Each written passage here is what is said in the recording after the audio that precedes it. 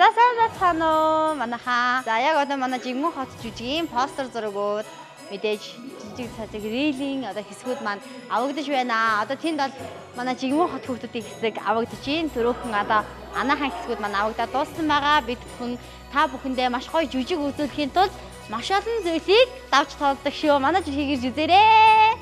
За багшаа манай Жигмөн хот жүжигийн ерөнхийдөө бол явц бэлтгэл хэр хангагдаж байна да. За өстой яг тал дундаа орж байна. Бидэрт одоо хийж болох ажлын минь одоо 50% нь одоо ингээд үргэлжлэж байна. Одоо дахиад цаана дахиад 50%. Хорон санаад би туслахаа. За юм асууя.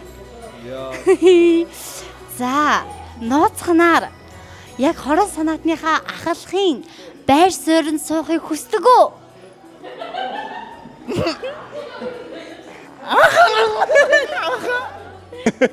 За манай Жигмөн хот жүжигийн гол дүрүүд байгаа штэ.